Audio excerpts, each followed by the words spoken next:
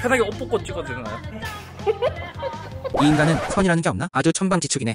무선이 없으면 좋은 거 아니야? 무선이라는 거 아니야? 이걸 이렇게 받는다고?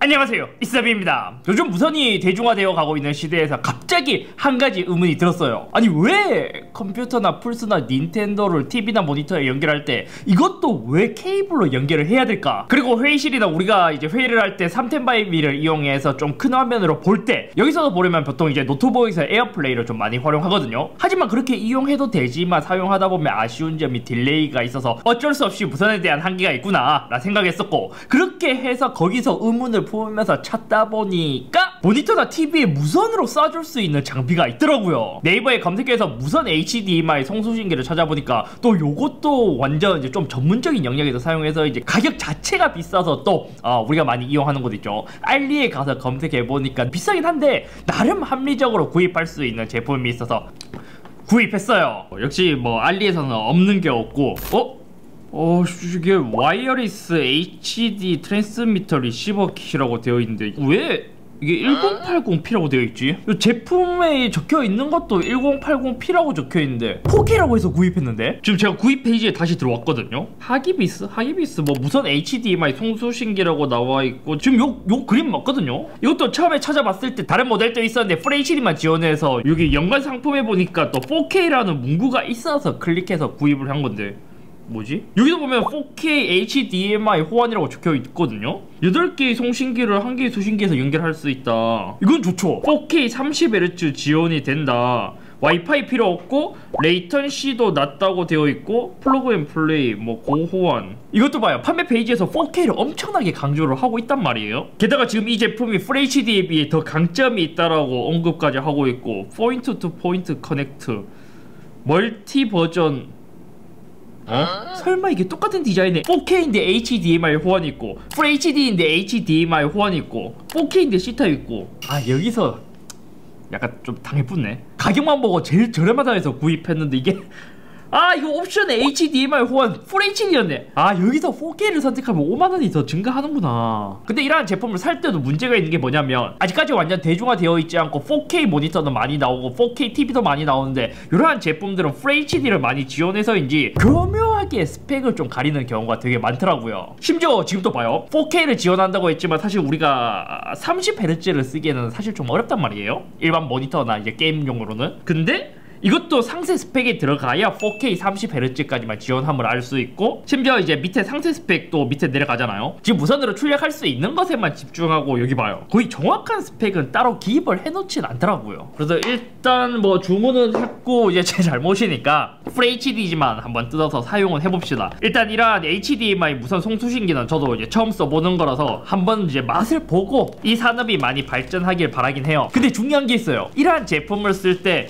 지금 이제 무선으로 되는 것은 어느 정도 가능할 거란 말이에요. 하지만 무선으로 연결했을 때 딜레이, 그 레이턴시가 길지 짧을지 그게 조금 걱정되는 부분인데, 이것도 써봐야 알겠죠. 아까 봤다시피 설명에서도 레이턴시가 굉장히 짧다고 되어 있었어요. 아마 무선은 2.4 5GHz 대역을 사용하는 것 같고요.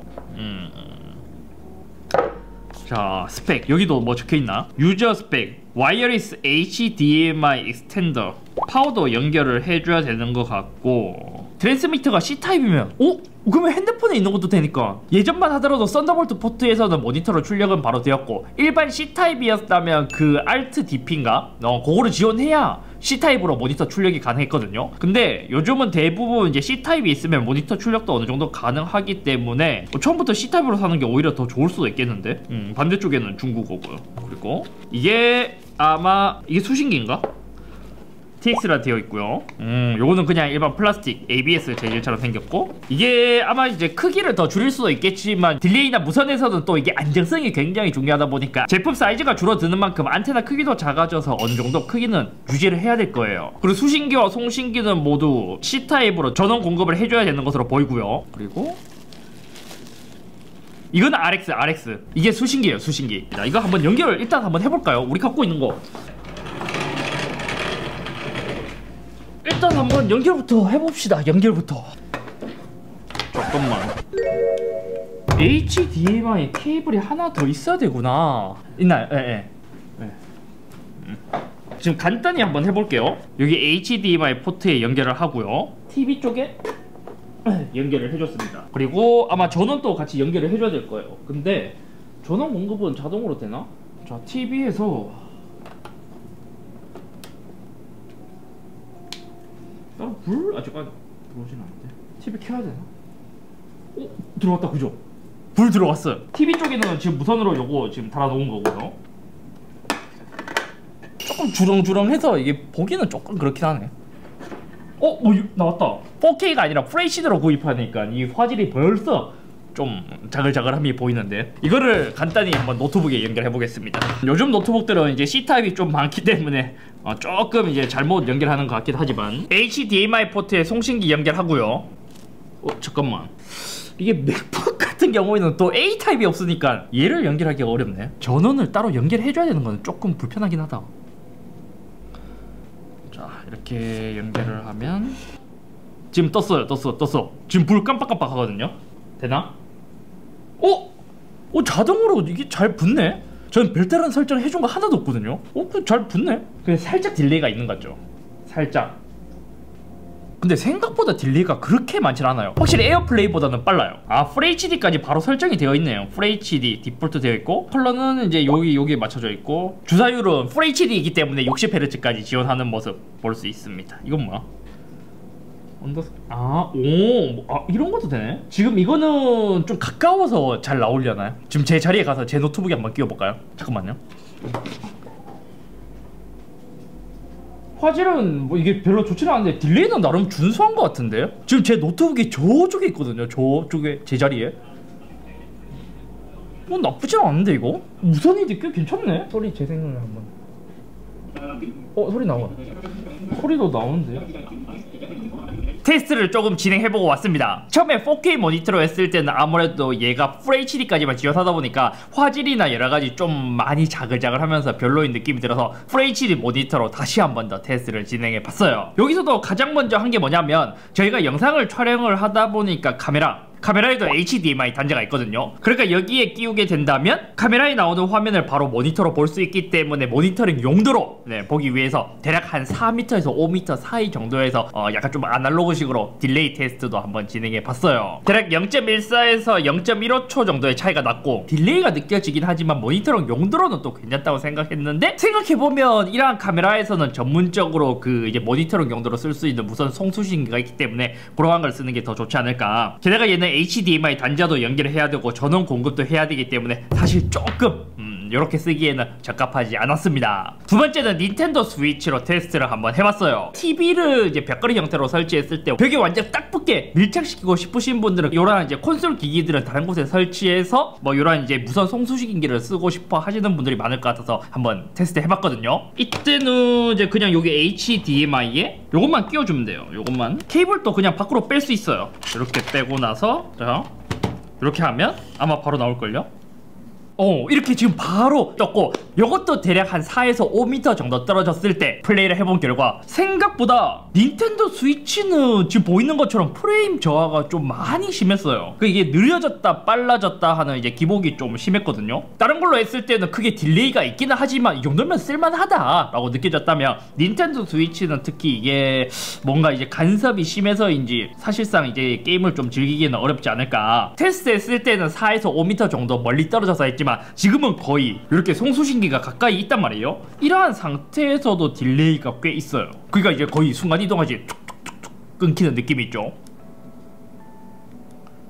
아니 이거는 빨라요. 공격이나 점프, 근데 이거 움직이는 게 딜레이가 있어요. 모션들의 딜레이가 좀 있네요. 닌텐도 스위치는 아무리 해봐도 정상적인 플레이를 하기엔 어렵습니다. 물론 이건 스위치만 그럴 수도 있고 플스나 엑스박스는 또 잘 될 수도 있기도 하지만, 제가 테스트한 환경에서 닌텐도 스위치의 플레이는 정상적으로 플레이할 수준은 아니었습니다. 이번에는 PC, 맥 스튜디오 뒤에 있는 HDMI 단자에 얘를 연결해서 요것도 대략 한 3-4m 정도의 거리에서 했을 때 카메라 테스트와 비슷하게 0.1에서 0.13초 정도의 차이, 그러니까 딜레이가 느껴졌습니다. 실제 작업했을 때 닌텐도 스위치보다는 훨씬 더 쾌적하긴 했어요. 하지만 이제 작업을 하려면 할 수 있겠지만 급할 할 때 이거를 굳이 이렇게 써야 되냐? 라고 느낄 정도? 심지어 우리처럼 이제 영상이나 음악 작업을 하시는 분들은 그 딜레이가 굉장히 중요하기 때문에 이 소리를 들을 때도 무선을 쓰지 않고 유선으로 사용하거든요. 그렇다 보니 이러한 이제 전문적인 작업을 하는 곳에서는 딜레이 때문에 실제 조금 사용하기에는 어렵고, 화질 부분에서도 그랬어요. 제가 유선과 무선 두 개 다 테스트를 해봤을 때 FHD 60Hz로 설정되어 있음에도 불구하고 그에 준하는 화질이나 뭐 이제 주사율 이러한 만족감은 보여주지 못했습니다. 그러니까 한마디로 이야기해서 유선이 훨씬 더 좋았다는 것이죠. 그래서 이제 한 가지 궁금한 게 들어서 아이패드 사이드카 기능이 있잖아요. 그거를 연결해서 이제 동일한 거리에서 테스트 해본 결과 사이드카 같은 경우에는 거의 그냥 이제 일반적인 모니터로 작업하는 것처럼 굉장히 쾌적한 모습으로 보여준 것에 비해 이걸로 연결했을 때는 오히려 이제 사이드카보다 못한 품질을 보여줬습니다. 실제로 딜레이가 수치적으로 심하기보다 프레임이 오락가락 하는 데서 느껴지는 불편함이 있었습니다. 그리고 다음은 맥북에도 연결해서 한번 사용을 해봤습니다. 이것도 맥스튜디오와 마찬가지로 FHD 60Hz로 설정해서 해봤는데 이것도 좀 무선이라서 그런지 화질이 완벽하게 유선과 동일하진 않더라고요. 약간 흐릿흐릿한 느낌이 들면서 픽셀이 조금 튀어 보이는 듯한 느낌? 쉽게 말해 RGB가 있는데 이게 동일한 위치에 딱 놓여줘야만 이제 정확한 화질을 보여주잖아요. 하지만 이게 조금 그러니까 한 픽셀씩 좀 어긋난 듯한 그러한 좀 느낌이 들어서 약간은 아쉬운 느낌이 들었어요. 딜레이 역시 카메라 테스트와 동일한 방법으로 했을 때 대략 한 0.07에서 0.1초 정도의 차이가 났습니다. 이번에 제가 호기심 때문에 구입해서 사용한 이 제품에 대해서 이제 좀 평가를 하자면, 딜레이나 화질이 엄청 중요하다면 유선을 써야 되고, 화질이나 딜레이가 중요하지 않은 회의 아니면 이제 유튜브나 OTT로 영상을 시청하는 등 그럴 때는 무선으로 쓰는 게 생각보다는 되게 괜찮은데, 일단 콘솔 게임기 정확하게 닌텐도 스위치로 쓰기에는 좀 이제 딜레이가 많아서 어려워 보였고, PC에서 사용하기도 사실 작업용으로 조금 어렵기는 해요. 하지만 결과적으로 봤을 때 제가 구입한 제품이 이러한 문제가 있을 수도 있기는 한데 10만원대에 얘를 구입해서 썼을 때 특정 용도에서는 되게 괜찮게 쓸 수 있을 것 같은데 아직까지 딜레이가 해결해야 될 문제가 아닐까 싶기도 합니다. 하지만 또 이렇게 사용해보니까 유선으로 사용하는 것에 비해 무선이 가져다주는 장점도 매우 크다 보니까 저는 개인적으로 이 시장이 조금 더 빠르게 발전했으면 좋겠습니다. 그렇다 보니 LG에서 올 초에 보인 제품 있잖아요. OLED 시그니처 M인가? 그게 무선으로 셋톱을 따로 빼서 만들었기 때문에 이제 TV는 벽에 설치하고 셋톱만 따로 빼서 거기에 뭐 콘솔이나 PC나 여러가지 장비들을 물려서 쓸 수 있는